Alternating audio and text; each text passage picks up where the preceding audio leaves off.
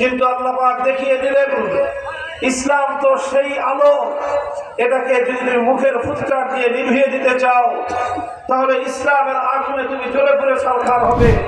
স্বাধীনতা অর্জন করা যতটা কঠিন, স্বাধীনতা রক্ষা করা তার চেয়েও কঠিন, বললেন মাওলানা মামুনুল হক। 5 আগস্ট ছাত্র জনতার বিপ্লবের মাধ্যমে বাংলাদেশ মুক্তি অর্জন করেছে। আজ বাংলাদেশ মুক্ত, স্বাধীন। স্বাধীনতা অর্জন করা যতটা কঠিন, স্বাধীনতা রক্ষা করা তার চেয়েও কঠিন, একথাকে স্মরণ করিয়ে দিয়ে মাওলানা মামুনুল হক বলেন, ছাত্র জনতার কাছে ধারস্থ হয়ে শেখ হাসিনার পরাজিত শক্তিরা বসে নেই। এদেশের ছাত্র জনতার কাছে পরাজিত হয়ে ঘাপটি মেরে পিছনের দরজা দিয়ে ক্ষমতায় আসার চেষ্টা করছে। ইসলামের বিরুদ্ধে, হাজার বছরের ইতিহাসের ঐতিহ্যের বিরুদ্ধে ষড়যন্ত্র করছে বলে মন্তব্য করেন বাংলাদেশ খেলাফত মজলিসের সদস্য সচিব মাওলানা মামুনুল হক। আপনাদের এই ভালোবাসা প্রকৃত অর্থে ইসলামের প্রতি ভালোবাসা, কারণ আপনারা আমার প্রতি এই ভালোবাসা প্রদর্শন করছেন। কারণ হলো আমি ইসলামের কথা বলতে গিয়ে বিগত স্বৈরাচারী শাসকের জালিম শাহী শেখ হাসিনা প্রশংসা করেছিলাম। শেখ হাসিনা এবং তার সরকার, শুধু আমি নই, আমার পূর্বাপর আরো অনেক সত্যপন্থী হকের কথা উচ্চারণ করার অপরাধে অনেকের কণ্ঠকে স্তব্ধ করে দেওয়ার চেষ্টা করেছে। বাংলাদেশের কিংবদন্তি মুফাসসিরে কোরআন আল্লামা দেলোয়ার হোসেন সাঈদী রাহিমাহুল্লাহকে শুধু কণ্ঠ স্তব্ধ করে দেয়নি, বরং এদেশের মানুষের বিশ্বাস হলো পরিকল্পিতভাবে ষড়যন্ত্র করে তাকে হত্যা করা হয়েছে। এভাবে যখনই এদেশের মানুষ ইসলাম নিয়ে সামনে এগিয়ে যেতে চেয়েছে, তখনই তারা ইসলামের অগ্রযাত্রাকে প্রতিরোধ করার জন্য বেশি শক্তির প্রয়োগ করেছে।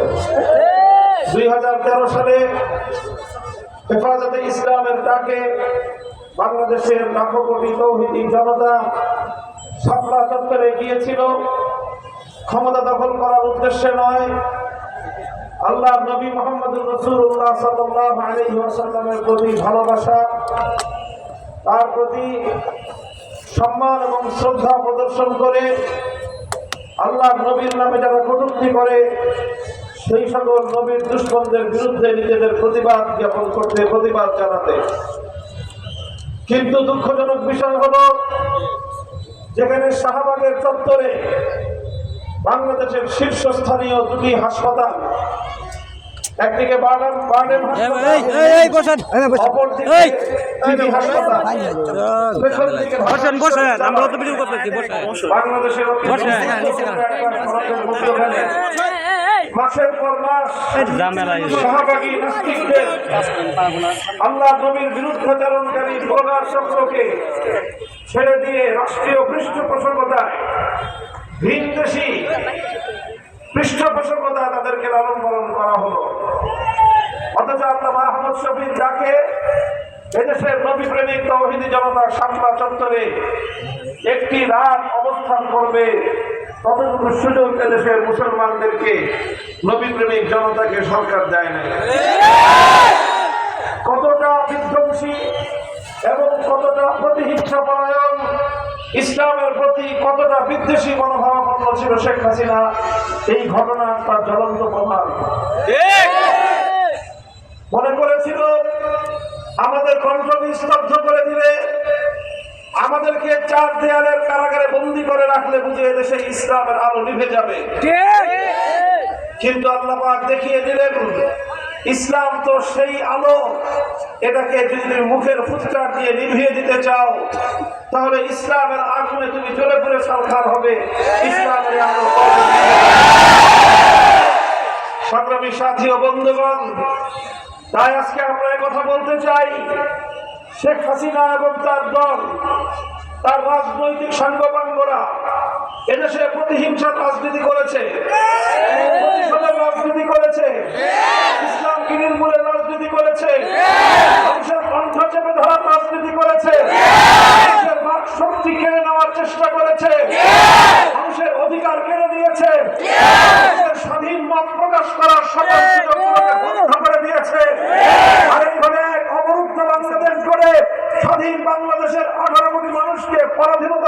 বন্ধনে আবদ্ধ করেছিল। 5ই আগস্টের বিপ্লবের মধ্য দিয়ে এদেশের মানুষ মুক্তি অর্জন করেছে, নতুন করে স্বাধীনতা অর্জন করেছে। বাংলাদেশ আজ মুক্ত এবং স্বাধীন। এই স্বাধীনতার এই এই সুবর্ণ সময়ে স্বাধীনতা আন্দোলনের জুলাই এবং আগস্ট বিপ্লবের সামনের সারির যে আমার প্রাণপ্রিয় ছাত্র জনতা, তাদেরকে আমি সতর্ক করতে চাই। মনে রাখতে হবে, স্বাধীনতা অর্জন করা যত কঠিন, স্বাধীনতা রক্ষা করা তার চেয়েও বেশি কঠিন। পরাজিত পতিত শক্তি বসে নেই, পরাজিত পতিত ফ্যাসিবাদের দোসররা বসে নাই।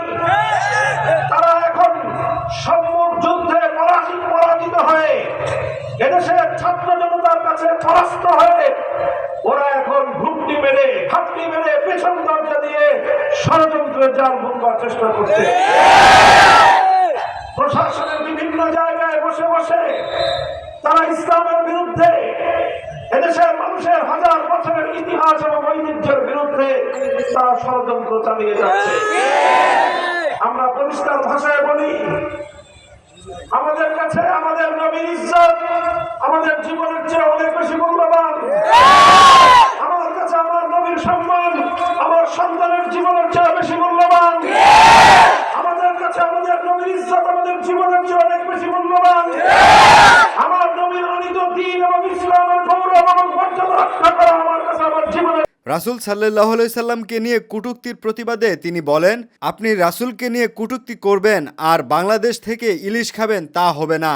এ ব্যাপারে সরকারকে ভারতের রাষ্ট্রদূতকে তলব করতে বলেন।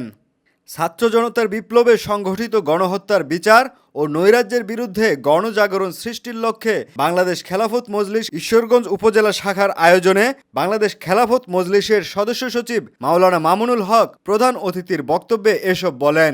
28 সেপ্টেম্বর শনিবার ময়মনসিংহ ঈশ্বরগঞ্জ সরকারি কলেজে এ গণসমাবেশ অনুষ্ঠিত হয়।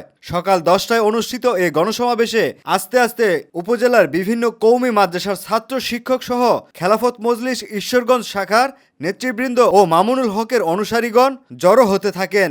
বেলা বাড়ার সাথে সাথে এ লোকজন বাড়তে থাকে।